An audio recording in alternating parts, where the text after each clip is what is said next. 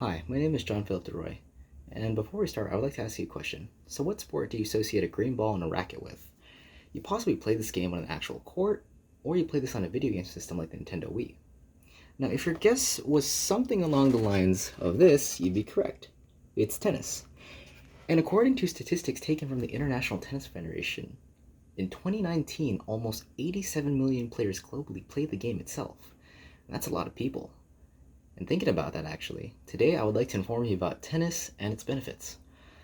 Let me start off by giving you a short, brief history about the game so we have a general understanding of its origins.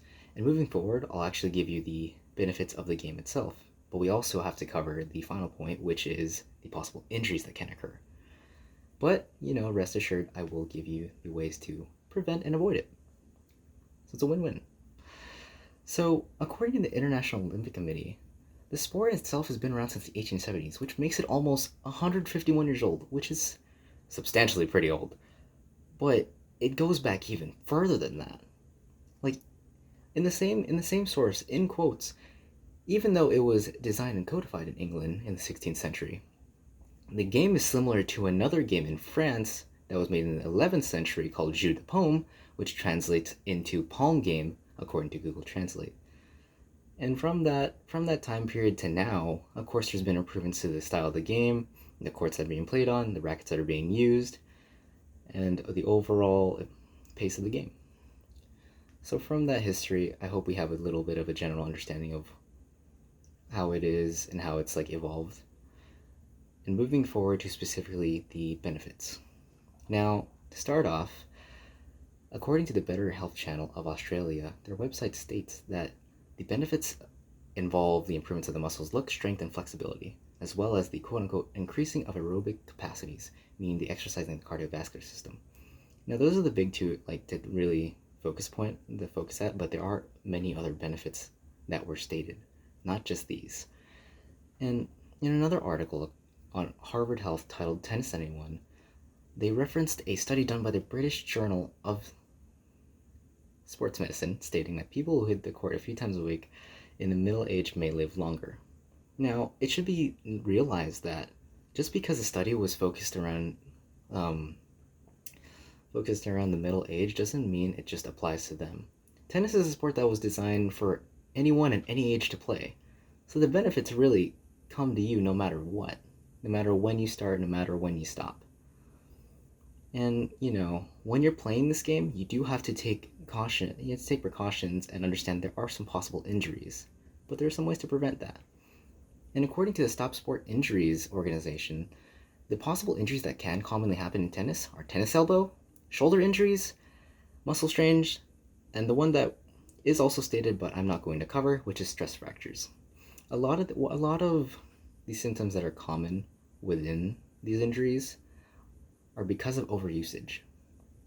So when it comes to tennis elbow, basically it's the overuse of the muscles.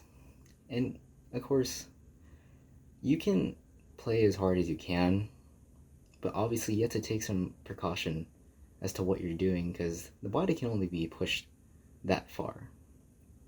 And the way to avoid tennis elbow is to have proper stretching, make sure you're conditioning and strengthening the muscles that are needed, like the arms and wrists, which specifically come into play when you're hitting the ball. And to add on to that, with shoulder injuries, it's specifically the rotator cuff.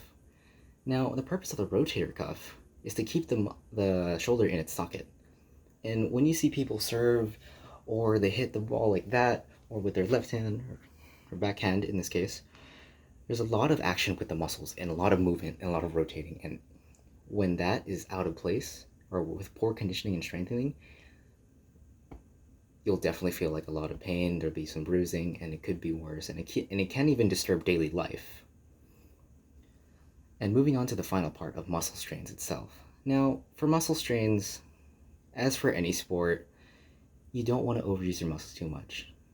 And in the same sense, even though you want to play hard, you gotta know that with proper exercise and proper warm-ups, with proper hydration, nutrition, that can be reduced and prevented.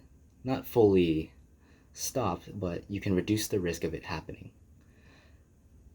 And aside from that, just because I said all those injuries are possible, it doesn't mean you should stop yourself from playing the game. Tennis itself is a very fun game to play with anyone at any age, whether that be with a neighbor, whether that be with a friend, whether that be with in a league or team. It was designed for all to enjoy. Now, just pay heed to those extra tips on how to prevent those injuries, and remember to have fun with it too. And thank you for listening to my presentation. We went over the history of tennis, we went over some of the health benefits, and we went over the injuries, but as well as how to prevent them. So I hope you learned something, and thank you so much for watching and listening.